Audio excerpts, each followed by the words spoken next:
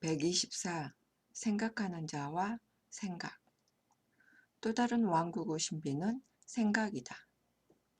더 자세히 말해 영원한 생각이다. 당신이 어떤 생각을 하더라도 언제나 영원히 존재하는 것을 티끌만큼이라도 더하거나 뺄 수 없다. 과연 누가 첫 번째 사람에게 생각하는 법을 가르쳤는가라는 의문이 생긴다. 여기에는 단 하나의 답이 있다. 그것은 생각하는 것은 인간의 본성이고 생각하는 능력을 점차적으로 펼치는 것도 인간의 본성이라는 것이 답이 될 것이다.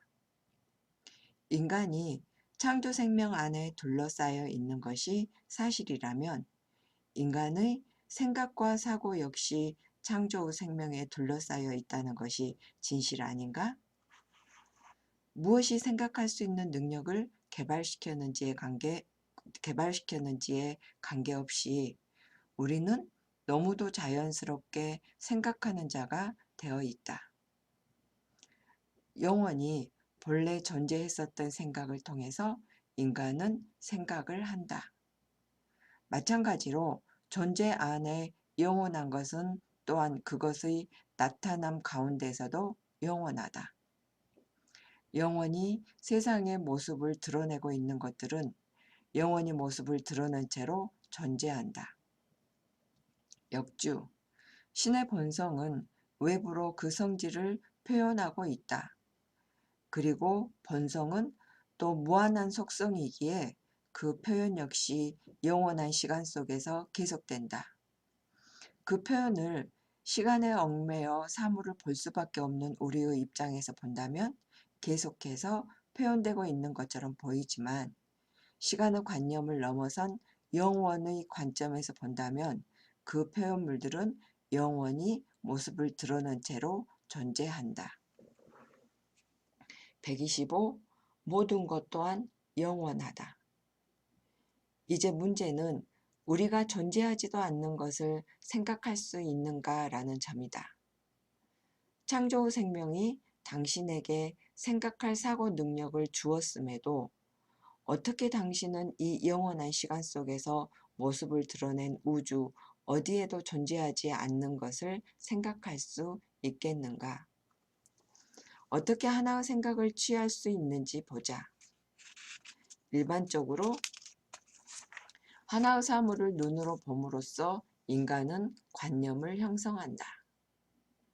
그렇다면 눈에 보이지 않는 것에 대해서는 어떤가? 어떻게 그 관념들을 얻을 수 있었는가? 당신은 누군가가 어떤 미신적인 사고를 가졌다고 말하기도 하는데 만약 그 믿음이 그의 창조 생명 안에 하나의 계획으로 담겨 있지 않았다면 어떻게 그 사람이 어떤 믿음을 가질 수 있다고 말할 수 있겠는가? 인간의 표현들과 인간의 경험들 모두는 창조 생명의 본성과 부합된다. 즉 본성 안에 내재된 것들이다. 126. 악마. 그림자가 물체 없이도 존재할 수 있는가? 그렇지 않다. 그렇다면 관념은 어떤가? 관념이 어떤 대상과는 상관없이 존재할 수 있는가? 분명 그렇지는 않다. 그렇다면 천사나 악마에 대한 관념은 어떤가? 그렇다. 그 관념의 대상이 되었던 것들은 존재한다. 당신이 어떤 생각을 한다면 그 생각들과 접하게 된다. 그러면 그것들은 다시 당신의 정신적 상태에 영향을 미친다. 당신의 의식이 어떤 생각과 닿는 순간 그것들은 자신의 침실로부터 일어나 살아난다. 상념 세상 속의 천사 악마 역시 마찬가지이다. 두 가지 종류의 천사, 두 가지 종류의 악마가 있다. 하나는 인간적 모습을 했고 다른 하나는 상념의 형태로 존재한다. 인간 형태의 악마나 천사는 어느 정도의 의식적인 의지를 지닌 채 활동하고 상념 형태의 그것은 당신의 생각을 통해서 활동한다. 악마는 인간적 형태의 것이 상념의 형태를 취한 것보다 덜 치명적이다. 인간의 형태를 취한 것은 그것의 개별적인 생명을 지니고 있어서 당신과 떨어져 존재하지만 상념 형태의 악마는 바로 당신의 생각 속에 살아있기 때문이다. 127. 천사. 반면에 인간적 모습의 천사들, 우주 생명의 위대한 영혼들은 당신의 상념적 천사보다 더욱 쓸모가 있다. 왜냐하면 상념적 천사는 오직 당신의 생각에 따라 나타나고 사라지지만 인간적 천사는 항상 당신과 함께 있으면서 당신을 천상의 의식 상태까지 인도하기 때문이다. 반면에 상념적인 천사는 그것들이 당신을 위해 활동한다고 믿을 때에만 활동한다. 그런데 이 모든 것이 바로 자연의 계획이 드러나는 과정임을 잊지는 말라. 오늘 우리가 다른 일을 돕고자 한다면 우리가 어떻게 이 영혼의 내일에 다른 일을 돕는 것을 멈출 수 있겠는가? 오늘 이 땅에 속박된 자들은 내일의 천사이다. 그것은 모두 생명의 신성한 표현이다. 신과 신의 본성은 영원하다. 하지만 그것을 부정하는 관념들은 오직 그것을 부정할 때만 존재하는 종속적인 성질이다. 그래서 신의 본성인 선함은 영원함의 성질을 갖고 있다. 악함은 오직 선함을 부정할 때만 생기는 유한한 생각일 뿐이다. 더 나아가 신의 본성은 영원하고 신의 본성이 외부로 표현된 건 역시 영원하다. 따라서 우리가 타인을 돕기로 결정한 순간 우리는 신의 본성인 선함을 외부로 표현한 것이고 그 선함의 표현 역시 영원하다. 물론 영원과 유한함의 구분은 단지 눈에 보이는 것이 기준이 아닌 신의 본질에 존재하는 본래적인 것이냐 아니냐가 결정한다. 128. 인간, 형이상적 존재. 형이상학적 존재. 인간이란 물질로 구성된 육체적 존재라고 말하지만 실은 형태를 넘어서 있는 토대 속에 살고 있다. 인간이 사는 곳은 어딘가? 그것은 자신의 상념 세상 안에서 살고 있다. 다시 말해 영원히 자신 안에서 산다. 인간이 다른 것들과 더 가깝게 접촉할 수 있는 것은 어떤 물질적 외부적인 것을 통해서가 아닌 오직 사랑과 감정을 통해서만 가능하다. 누군가와의 만남이 일어나는 상념 세상에서는 거리라는 관념이 없다. 사람이 사랑과 공간의 제약 없는 통로를 통해 접촉하는 곳은 바로 이곳 영혼의식의 세상이다. 비록 물질적인 공간 안에서는 두 사람이 떨어져 있을 수 있지만 의식 안에서는 언제나 함께이다. 반복되는 평범한 일상 속에서 이런 눈에 보이지 않는 만남은 항상 일어나고 있다. 우리는 의식 안에서 얼마나 많은 사람들을 만나러 가고 그들 또한 우리를 만나러 오는지 알지 못한다. 물질적인 관념에만 묶여있는 우리의 감각으로는 동료들이 우리를 만나기 위해 걷고 있는 그 고요한 발자국을 느낄 수 없다. 그들이 우리에게 오는 것뿐 아니라 우리 또한 그들에게 가고 있다. 하지만 우리는 그 오고 감을 인식하지 못한다. 아주 가끔 누군가에 대한 인상을 느끼고서는 갑자기 그가 생각나기도 한다. 하지만 우리가 이 삶에서 물질적으로 만나지 못했던 수많은 다른 영혼들에 대해서는 어떤가? 그들은 그들의 생각 속에서 장소와 시간에 대한 인식 없이 우리를 만나고 있다. 이것이 왕국의 비밀, 자연의 영원한 현현 과정의 비밀이다. 129. 영의 활동을 보라.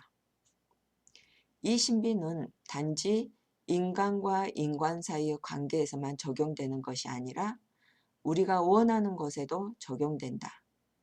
우리는 생각과 믿음으로 세상의 어떤 사물과 정신적으로 만날 수 있고 그 속성을 외부로 현현시킬 수 있다.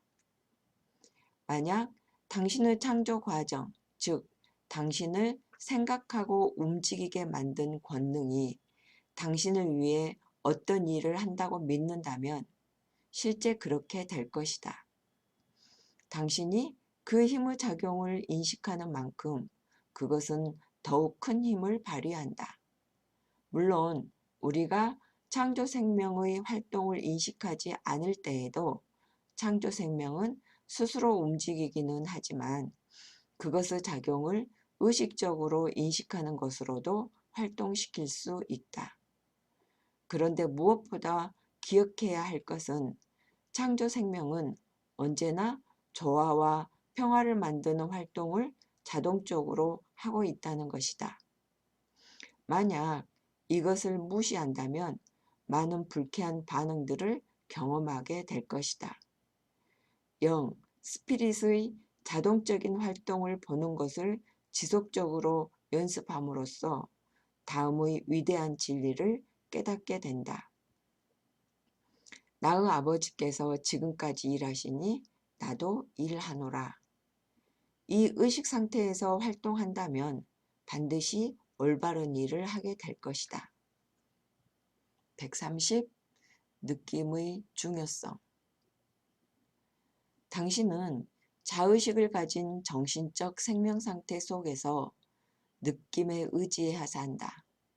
당신이 어떤 상황을 느끼지 못한다면 그것은 당신에게 존재하지 않는다.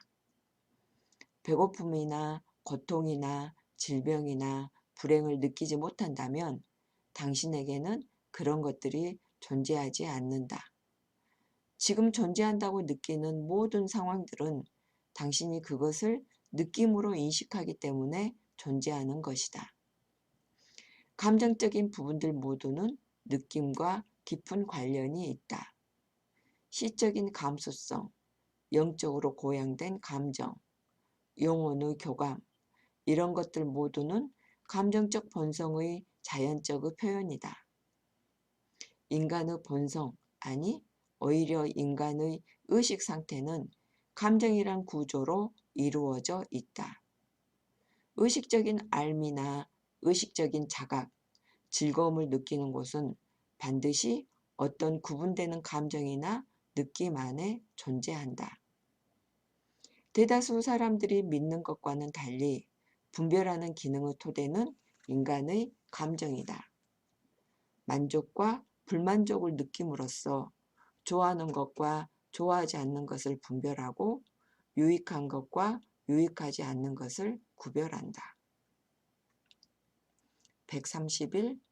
가장 쉬운 길. 이렇게 느낌이 좌우하는 삶 속에서 무언가를 누리고자 한다면 그것을 먼저 느껴야만 한다. 이 느낌이 없다면 당신의 인식은 소용없어진다. 당신이 하나의 상태를 느끼는 순간 당신의 지적인 알은 하나의 인식이 된다.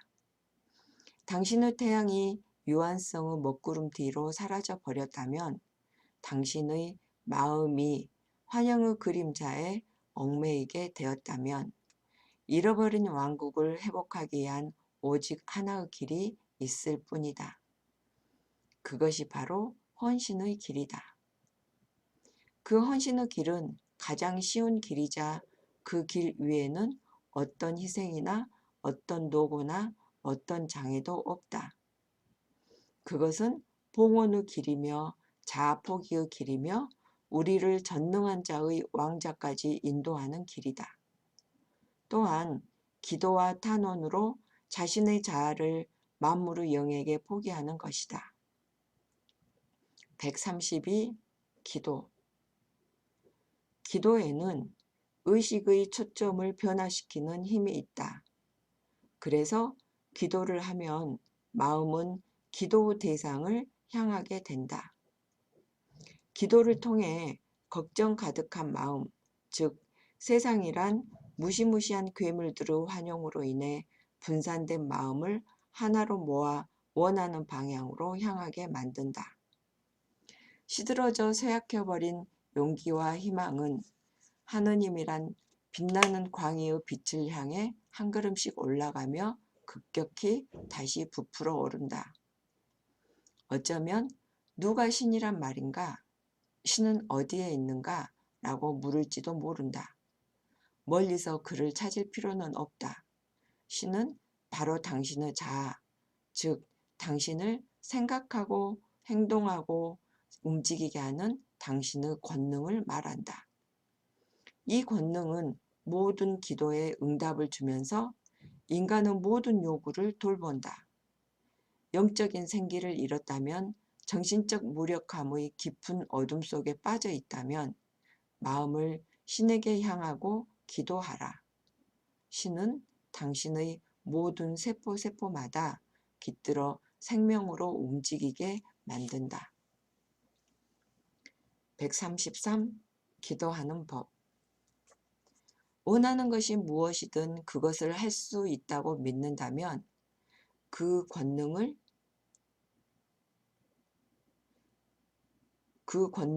그것을 이루게 해줄 것이다. 기도하는 동안 마음을 당신의 자아, 즉 당신 안의 신에게 향하라. 그렇게 한다면 의식 안에서 점점 더 불멸의 존재를 느끼게 될 것이다. 그리고 결국 자아의 무한한 축복 속에 푹 빠질 것이다. 조금씩 당신 안의 신과 대면하게 될 것이고 이 알미 짜릿함을 선사해 줄 것이다. 바깥 어딘가에 멀리 떨어진 신을 찾은 것이 아닌 바로 당신의 생명으로서의 신을 마주하게 될 것이다. 기도를 통해 마음은 왕국까지 올라가서 또다시 신과 함께 즐거움의 골짜기를 걷게 되고 그로써 영원한 행복의 꽃은 피어날 것이다. 134. 완벽한 기도. 하지만 일반적으로 말하는 그런 기도 방식으로 하지 말라. 마치 아들이 아버지와 어머니에게 원하는 것을 말하는 것처럼 기도하라. 마음은 신을 향한 채 마치 친한 친구에게 말하듯 사랑과 애정을 담고서 미사역으로 꾸미지 말고 진솔하게 말하라. 아버지, 당신께서는 제가 요구하는 것들을 이미 허락하셨습니다. 하지만 지금 이 순간 그것을 인식하지는 못합니다. 당신의 영원한 선물을 인식하도록 만들어주시고 저의 불멸성을 인식하게 하여 기쁨으로 가득 차게 만들어주시고 아버지께서 제게 영원의 시간 속에서 허락하신 것들을 인식하도록 하여 주십시오. 이처럼 기도하라. 꼭 이것 그대로 하라는 것이 아니라 이 취지를 살려서 기도하도록 하라. 당신을 생각하고 행동하고 움직이게 하는 권능이 바로 신이다. 마음 안에서 당신 안의 신을 만날 때까지, 즉 신의 존재를 느낄 때까지 계속 기도하라. 신의 존재를 느끼면 정신적 고향과 환희를 느끼게 될 것이다. 이것이 바로 당신의 기도가 응답되었다는 증거이다. 135. 기도의 시간. 예배 시간에는 같은 믿음을 가진 당신의 형제 자매들에게 도움을 얻기 위해 소리를 내어 기도해야만 한다. 어느 날 사람들이 내가 있는 곳에 찾아왔다. 나는 종종 기도 시간을 주관하곤 했었기에 사람들은 이번에도 내가 기도의식을 진행하기를 청했다. 좋습니다. 우리 모두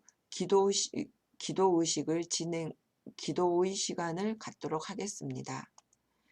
그런데 여러분, 각자가 정신적 고양됨을 느껴서 응답을 받을 때까지 소리를 내어 기도했으면 합니다. 모두가 동의했다. 기도의 시간을 갖는 동안 폐혈증에 고생하던 한 여인은 바로 치유되었다. 또 눈에 백내장을 앓던 한 남자 역시 즉시 나았다. 수년 동안 탈장으로 고생받았던 한 남성 역시 기도를 통해 바로 나았다. 이루어진 결과들은 매우 놀랄만한 것들이었다. 과학적인 기도가 이룬 성과였다.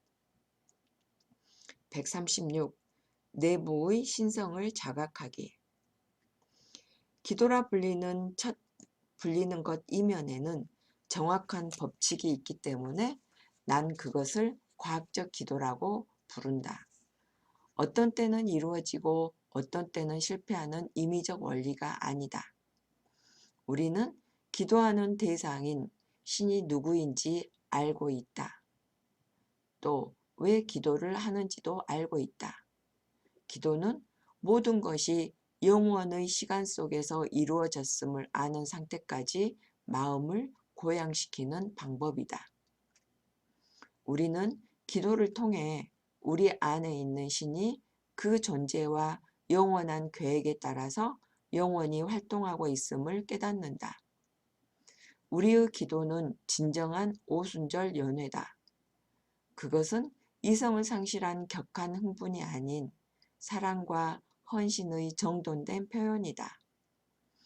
어떤 기적 같은 현상을 기대하지 않고 우리 삶의 모든 것으로 표현된 고귀한 신의 존재를 인식할 수 있기를 기대한다.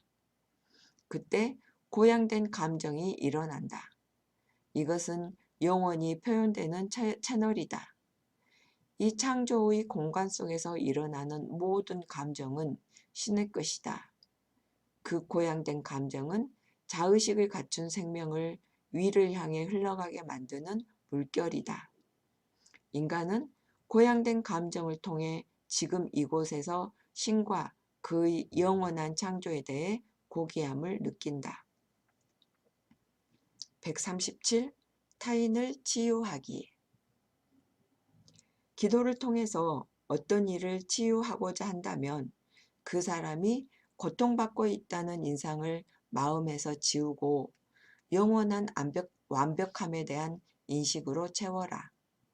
그로써 마음의 시선을 당신 자아와 그 일을 하고 있는 하나님에게 향하라. 이렇게 한다면 환자의 표면적인 불완전함은 인식하지 못하게 될 것이다. 당신은 환자 외부의 불완전함을 인식하지 않고 완벽함을 인식함으로써 주가 하는 일을 보는 것이다. 하지만 상대방의 마음을 변화시키거나 영향을 주기 위해 당신의 정신적 능력을 직접적으로 그에게 행사하는 것은 아니다. 이때에도 당신은 환자에게 기도를 하는 것이 아닌 환자 안에 있는 신에게 환자의 불완전함과 결핍에 대한 인식을 변화시키고 이미 그 일이 현실로 이루어졌음을 환자가 느끼도록 기도한다. 이렇게 기도를 통한 치유의 형태는 당신의 마음이 모든 불쾌한 반응으로부터 해방되어 무한한 생명과 접촉하게끔 만든다. 138. 신, 활동하는 신. 당신에게 영감을 불어넣어주고 당신을 활동하게 만드는 당신 내부의 영원히 활동하는 신을 인식하라. 지금처럼 생각할 수 있는 것도 영원한 신의 활동의 결과이고 만약 이것이 없었다면 지금처럼 생각할 수도 없었을 것이다. 지금처럼 생각하는 상태가 주어져야만 최상의 기쁨을 인식하고자 하는 필요 또한 생긴다는 것을 잊지 말라. 존재 안에서 영원한 것은 영원히 활동하고 있다. 결코 멈추지 않는 존재는 결코 멈추지 않는 활동을 한다. 이 활동이 영원한 움직임이다. 창조 생명은 영원한 시간 속에서 존재하는 것들을 영원히 활동하게 한다. 창조 생명은 그 자신 안에서 영원히 움직이고 있다. 그러니 생명을 불어넣고 살아 움직이게 만들고 어떤 충동을 주고 있는 당신 안의 그 힘을 창조 생명은 그 자신 안에서 영원히 움직이고 있다. 그러나 생명을 불어넣고 살아 움직이게 만들고 어떤 충동을 주고 있는 당신 안의 그 힘을 느껴라. 그런 신에 대한 관념을 느낀다면 당신이라는 작은 자아에 갇힌 신의 관념을 저 멀리 사라지게 한다. 그리고 영감을 통해 용기와 확신을 얻어 그 모든 일을 할 수 있을 것이다. 139. 활동하지 않는 신에 대한 믿음, 환영. 신의 창조물과 신의 창조 활동이 환영이라는 믿음으로 신을 비활동적인 존재로 생각하지 말라.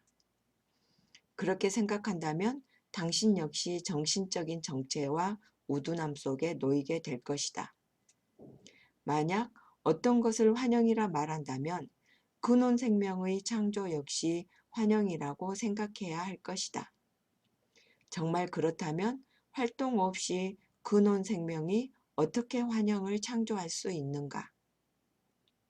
환영이란 활동이 없는 상태를 말하기 때문에 만약 근원 생명 안에 창조할 본성을 내재하고 있지 않았다면 어떻게 근원 생명이 무언가를 창조할 수 있겠는가?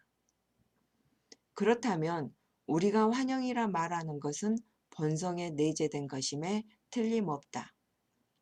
심지어 환영이 환영임을 아는 것은 본질적으로 하나의 활동이다.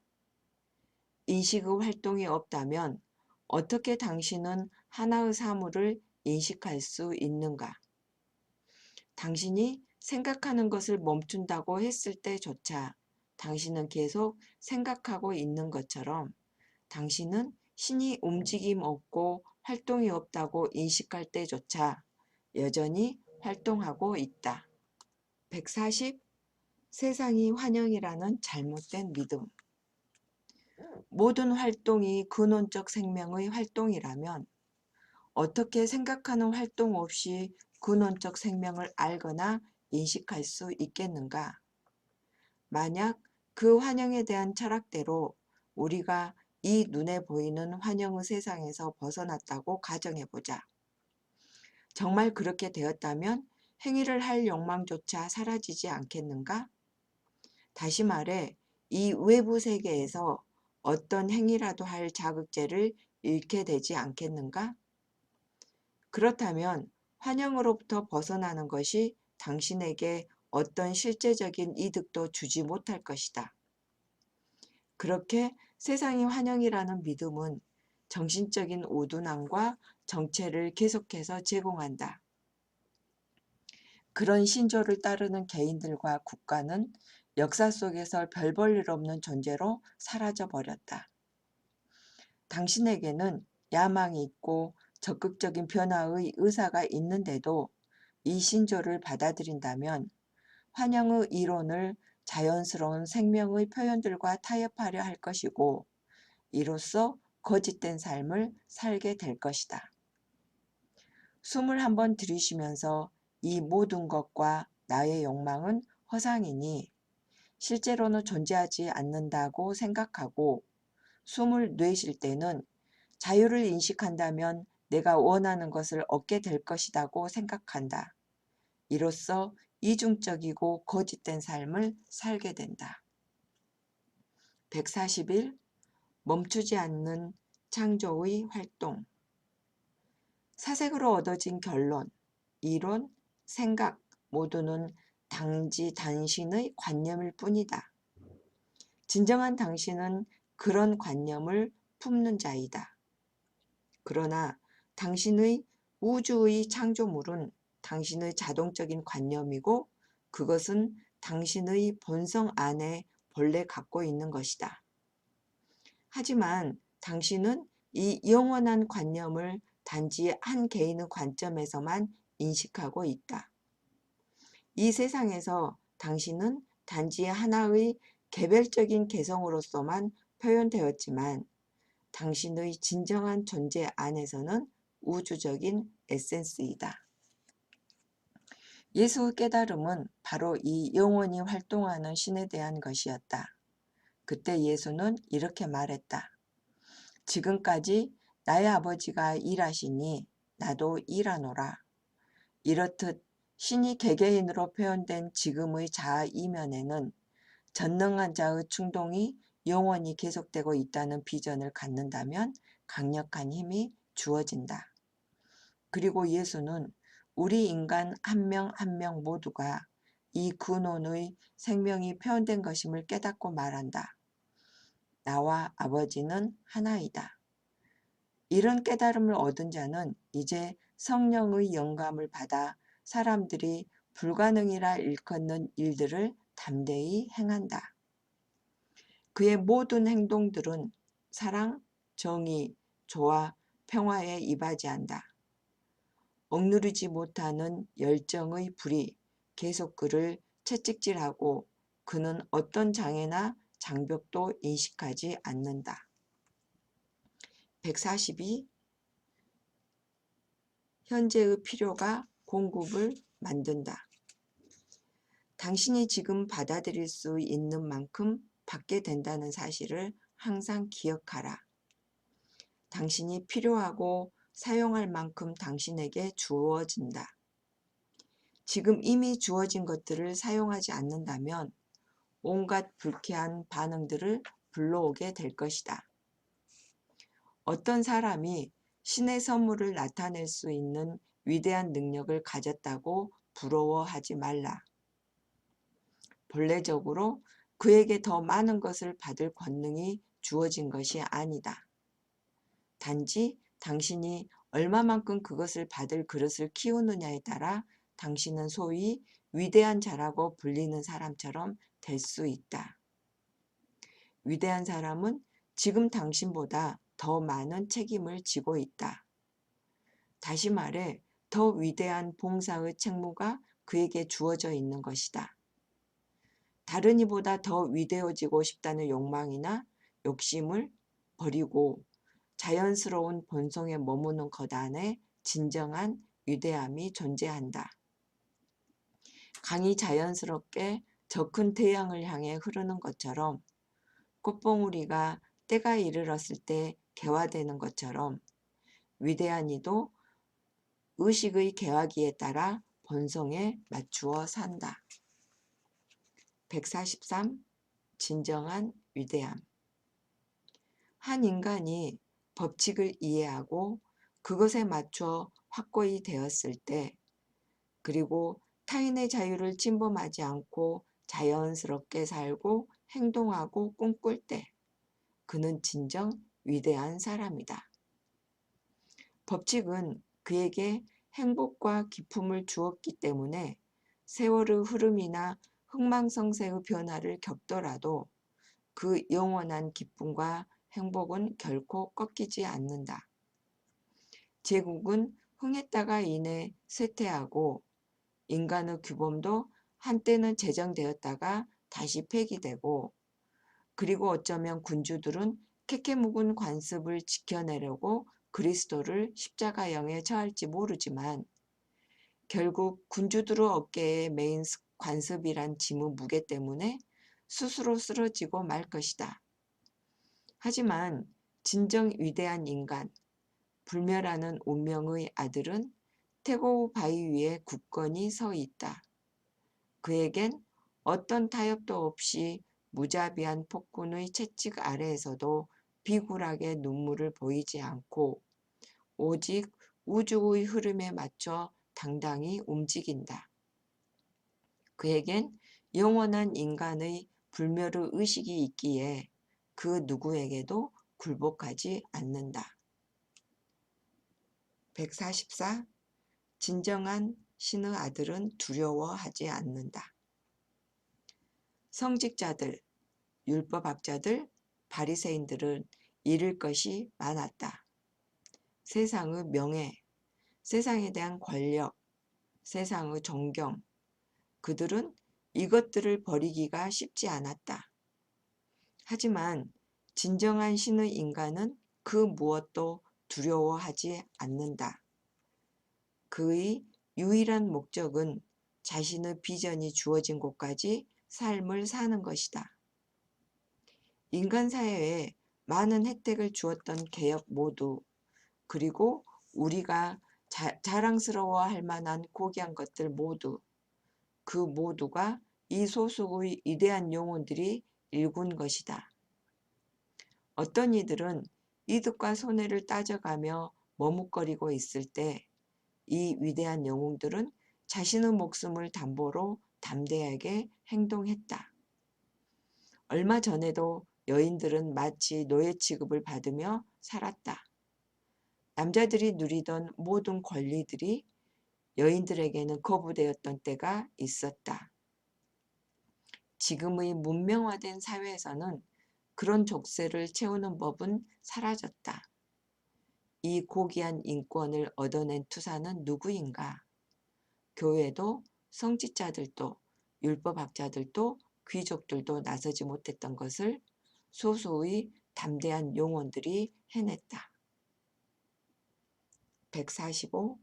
길 안내자. 145. 길 안내자. 우리가 지금 경애하는 인물들은 그 당시에는 비웃음과 조롱 그리고 박해의 대상이었다. 그들은 사람들의 존경을 원하거나 뒤늦은 영광과 칭송마저 필요로 하지 않았다. 그들이 유일하게 필요로 한 것은 우리가 자연적인 인간의 성장의 발걸음에 뒤처지지 않도록 우리의 이해 능력을 발전시키는 것이었다. 지금 보여준 이런 고귀한 예들에도 불구하고 당신은 어쩌면 조금도 변하지 않으면서 여전히 저 높은 이상과 저 고귀한 자유의 관념을 십자가에 못 박는 관습을 쫓으려 할지도 모른다.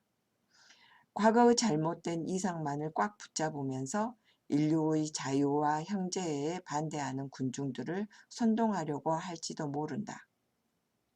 그런데도 신의 정화의 불꽃이 당신에게 내린다면 그것이 그리도 이상한가? 그런데도 당신의 독선적인 정의가 당신의 병과 불행을 구원하지 못한다는 것이 그리도 이상한가? 146. 자연의 계획, 계속된 진화로 이끄는 힘. 만물은 더 높은 세상을 향해 계속해서 나아가고 있다. 그렇기에 당신에게 어떤 손실이 일어났더라도 슬퍼하지 말라. 왜냐하면 더 좋은 것들이 계속해서 다가오고 있기 때문이다. 어떤 것을 계속 지켜내려고 한다면 지금 떠나야만 하는 것을 꽉 잡고 있는 중임을 깨달아야만 한다. 자연은 결코 당신이 반드시 가져야만 하는 것을 뺏어가지 않는다. 그리고 자연이 어떤 것을 당신에게서 가져갔다면 항상 더 나은 것을 돌려준다.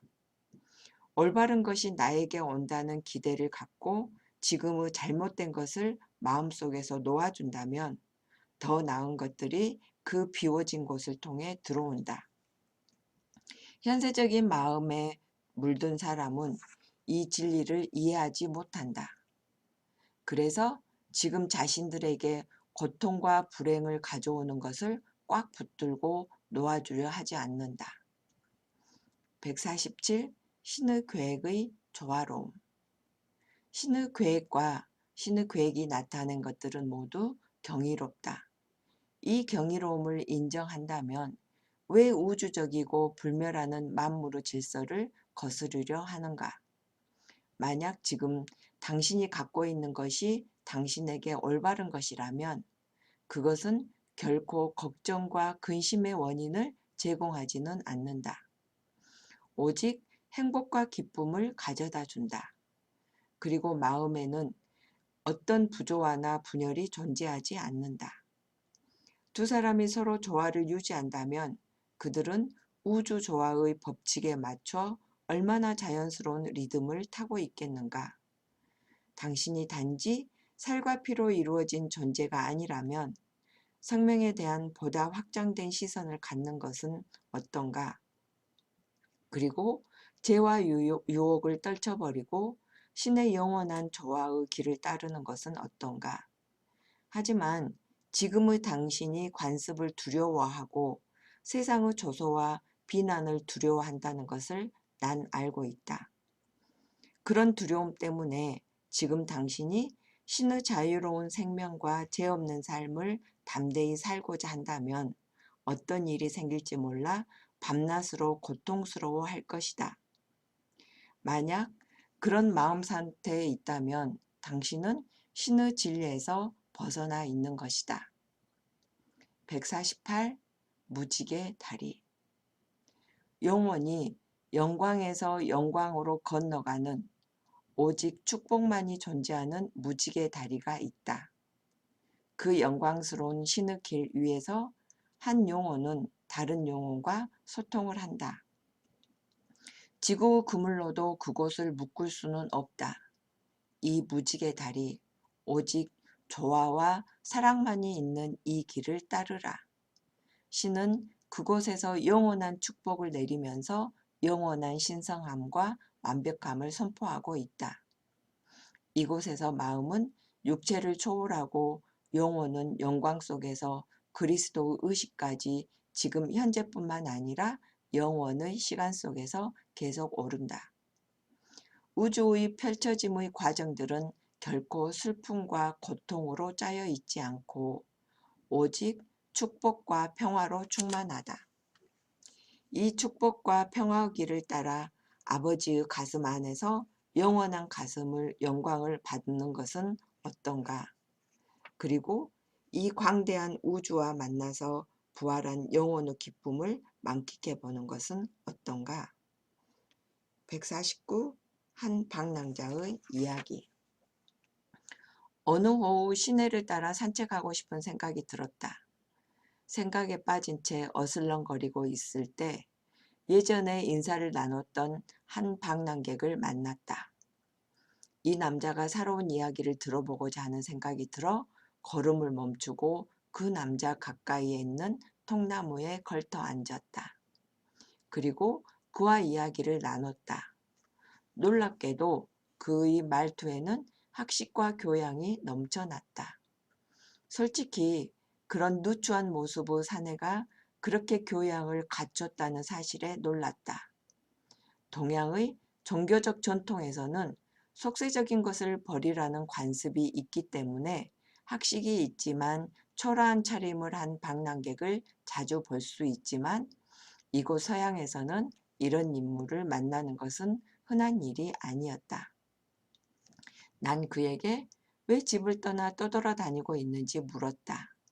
이야기하자면 긴 이야기가 될 거라는 말과 함께 불행한 과거를 회상하는 듯 눈가가 슬픔으로 젖으면서 잠잠해지기 시작했다. 깊은 침묵에 들어선 그의 영혼을 방해하고 싶지 않았다. 잠시 후 그가 침묵을 깨고 웃으며 말했다. 제 과거에 관심이 있는 것 같군요. 좋습니다. 다시 만날 사이도 아니니 제가 이야기해 드리죠. 제가 불황자처럼 보이시죠? 그런데 10년 전에는 이렇지 않았습니다. 행복과 밝은 미래를 꿈꾸며 살았죠. 동부 농장에 있는 시외에서 태어나 정직한 아버지와 선량한 어머니 밑에서 자랐습니다. 선량한 어머니? 이 말로는 사실 제대로 제 어머니를 표현하지 못하겠네요. 제겐 어머니는 고귀함과 진실함 그 자체죠. 전 자연스럽게 이상주의가 되었습니다. 대학을 졸업하고 더 나은 기회를 찾기 위해 도시로 갔습니다. 한 여자를 만났고 사랑에 빠져서 결국 결혼까지 했죠. 그 몇 년 동안 더할 나위 없이 행복한 결혼 생활을 누렸었죠. 전 제 자신을 바쳐서 사랑했고 열심히 살았습니다. 무언가 잘못될 거라는 것은 생각지도 못했고 더더욱 이 행복이 끝날 거라고도 생각하지 못했습니다. 어느 날 여느 때처럼 퇴근해서 아내를 불렀습니다. 그런데 아무런 대답이 없었어요. 구석구석을 다 찾아봐도 아내의 모습은 보이지가 않았습니다. 탁자 위에서 메모를 발견했는데 저보다 더 사랑하는 남자를 만나게 됐고 이제 그와 떠난다는 내용이었어요. 마른 하늘에 날벼락과 같았죠.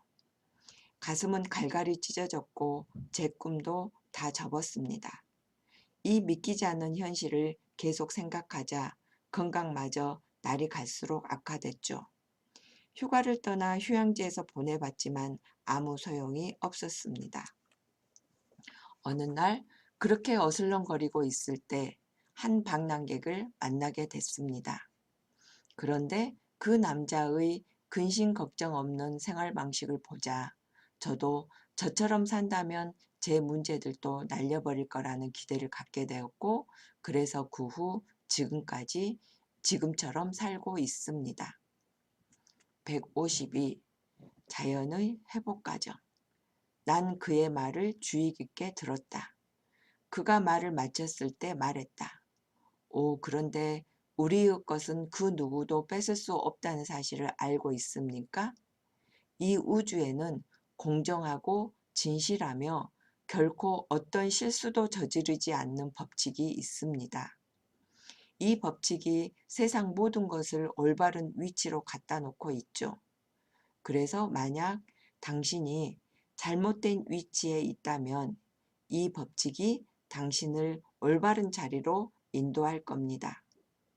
마찬가지로 당신이 잘못된 결혼 생활을 하고 있다면 이 법칙은 어떤 수단을 동원해서라도 당신과 그 사람 사이를 갈라놓고 어디선가 당신을 기다리고 있는 사람과 올바른 만남을 주선할 겁니다. 어떤 창조 계획이 없다면 당신은 이곳에 있지도 못할 겁니다. 또 이 우주 계획이 없다면 사랑하고자 하는 욕망도 같이 살고자 하는 욕망도 갖지 못할 겁니다. 그러므로 또한 당신의 욕망이 생길 때면 그 욕망을 성취할 수 있는 계획도 함께 존재합니다. 당신의 영적 성장의 단계에서 봤을 때 혼인에 대한 열망은 자연스러운 겁니다. 모든 자연스러운 욕망들은 신성한 계획 안에서 이미 이루어져 있습니다. 절망하지 마십시오. 우주 길 위에서 누군가가 어딘가에서 당신을 기다리고 있습니다. 말이 끝나기 무섭게 그는 내 손을 꽉 잡고는 눈물을 흘리며 말했다. 지금 선생님께서 제게 어떤 일을 했는지 상상도 못하실 겁니다. 이 우주 길 어딘가에서 저를 기다리고 있는 그 누군가를 만나기에 지금 당장 떠나겠습니다. 반드시 그녀가 저를 보고는 기뻐하겠죠. 가겠습니다. 그는 깊은 감사를 전하며 내 손에 입을 맞추고는 서둘러 길을 떠났다. 154.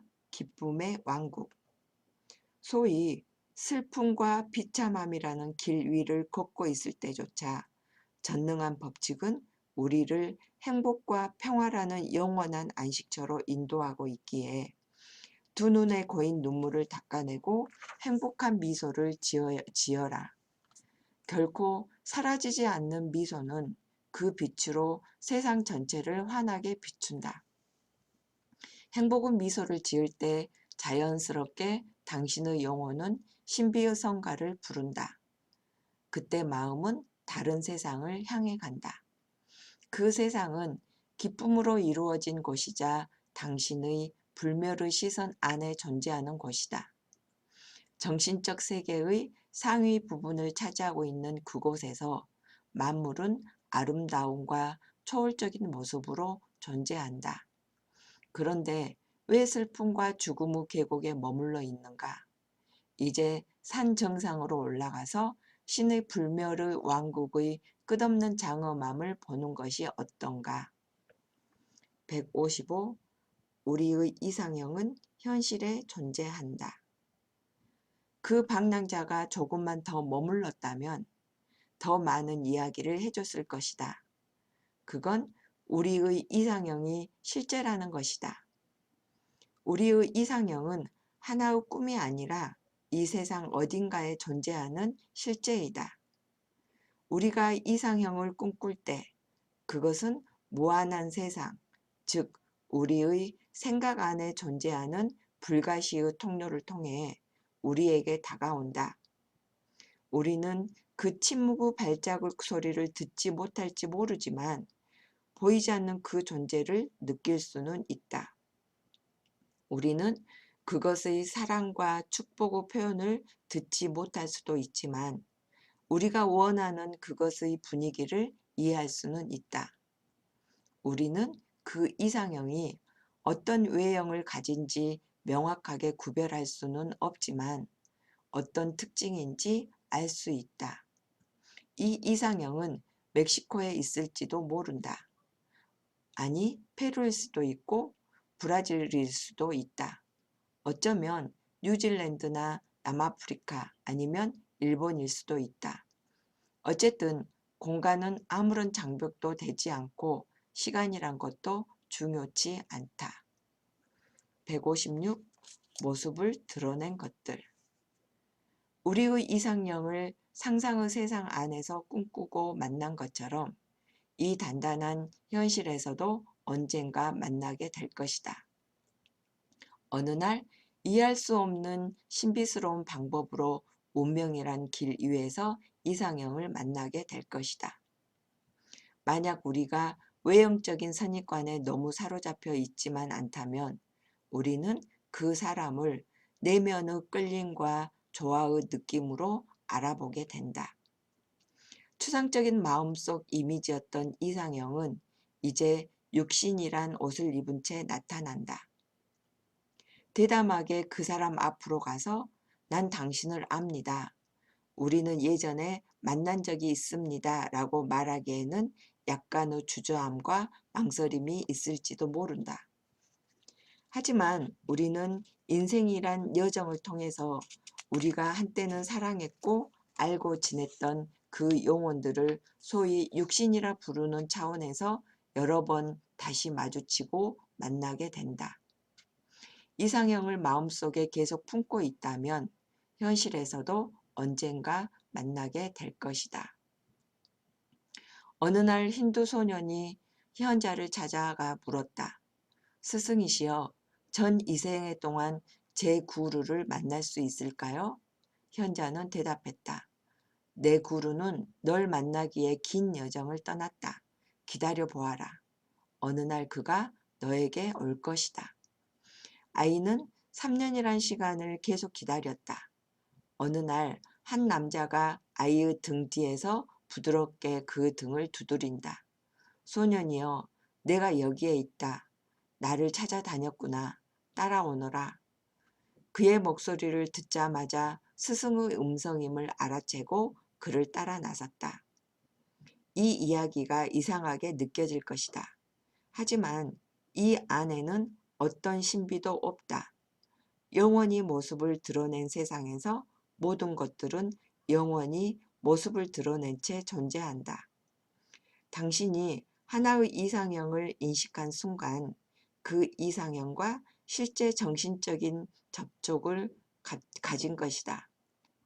그 순간부터 그 이상형은 당신이 보고 있는 세상을 향해 움직이기 시작한다. 그러다가 어느 날 실제 만나게 된다.